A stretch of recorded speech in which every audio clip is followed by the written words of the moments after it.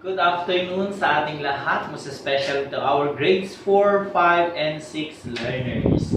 Okay, shout out sa ating mga mag-aaral na naka-enroll ngayong this school year despite of the COVID-19 pandemic. Kahit may kinakaharap tayong problema, isulong natin ang edukasyon.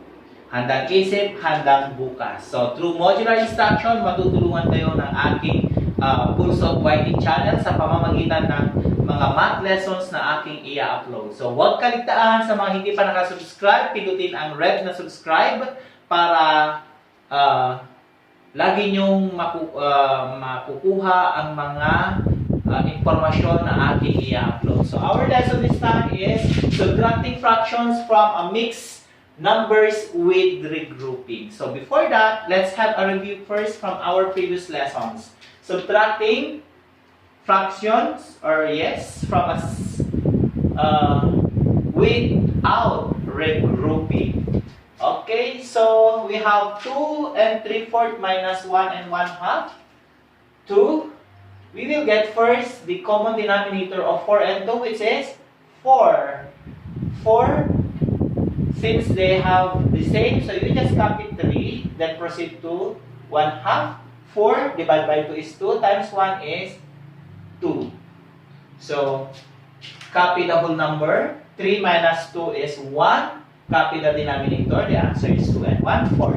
How about if the fractions has the same or have the same denominator?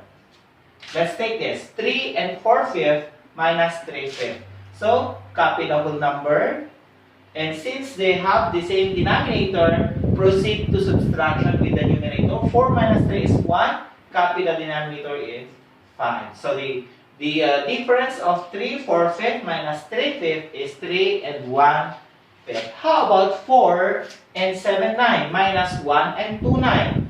Of course, you have to subtract also the whole numbers. 4 minus 1 is 3. Since they have the same denominator, proceed in subtracting the numerator. 7 minus 2 is 5. Then copy the denominator. So 4 and 7, 9 minus 1 and 2, 9 is equal to 3 and 5, 9. Now let's proceed to our new lesson, which is subtracting fractions from a mixed number with regrouping. So I have here an example. 2 and 1/2 minus 3/4.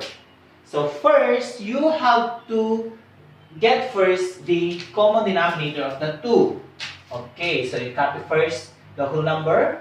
What do you think will be the common denominator? 2 and 4, it is 4. So change them first to similar fraction. 4 divided by 2 is 2. 2 times 1 is 2. 4 divided by 4 is 1. 1 times 3 is 3. Now take note that 2 minus 3 cannot be because the first fraction is lower than the second. So you borrow 1 from 2, so 2 will become 1. So, yung isang 1 dito na kinuha mo para maging whole number, yun yung 4/4. So, ang gagawin mo, pag-alin mo yung numerator. So, that will become 1. 2 plus 4 is 6/4 minus 3/4. Okay, so pwede na siya. Okay, so the answer will be 6 minus 3 is 3/4. Therefore, 2 and 1/2 minus 3/4 is equivalent to 1 and 3/4. Now, let's take this another example. 4 to 6 minus 4/5. Okay, 4. Common denominator is 30. How or why 30? You multiply 6 by 5, that is 30. Or you get the multiples of 6 and multiples of 5, then look into the least common multiple, which is 30. 30 divided by 6 is 5 times 2 is 10. 30 divided by 5 is 6 times 4 is 24. You see, 10 minus 24 cannot be. So you will borrow 1 from whole number. This will become 3. And yung isang binaro mo ay maging 30/30. Okay. So 30 plus 10 is 40/40. 30 minus 24 over 30. So let's now proceed with the subtraction. Okay. 40 minus 24 is 16 over 30. So the answer is 3 and 16, 30. And take note that 3 and 16 over 30 can be reduced to lowest term. That is 3, both divided by 2. That is 8 over 15. Okay, another example. 2 and 1/5 minus 3/4. Okay, common denominator. 2 minus 5 and 4, that is 20.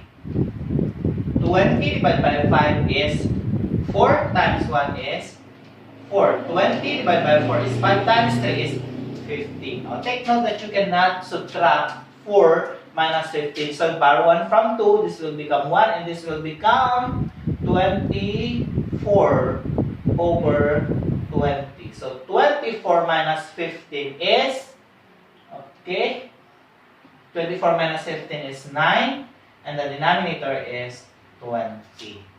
So, always remember that when you borrow one whole number from a given whole number, the equivalent is a fraction which is the same numerator and denominator. You should use the denominator being used in the fractions in the given number. So again, for you to know more about subtracting fractions from mixed number, I will give you last one example. Yan. Okay. 3 and 2, 9 minus 2 third. Okay, 1 and 2 third na lang. Okay, equals. Yan, subtracting mixed number from a mixed number. So, 3, common denominator is 9. 9 divided by 9 is 1 times 2 is 2. 9 divided by 3 is 3 times 2 is 6. So they have now the same denominator, but take note 2 9 minus 6 9 cannot be. So we will borrow 1 from 3. This will become 2, and you add, that will become 11 over 9 minus 1 and 6, 9. Okay, let's proceed now. 2 minus 1 is 1. 11 minus 6 is 5. And the denominator is 9. Okay, so nakita nyo, ang dali lang ng math. So, laging tandaan, para makapanood kayo ng iba pang lesson sa mathematics, don't forget to subscribe sa mga hindi pa nakasubscribe. At sa mga nakasubscribe na, just click lang yung like at saka yung notification bell para updated kayo sa mga video na aking i-upload. So again, thank you and God bless.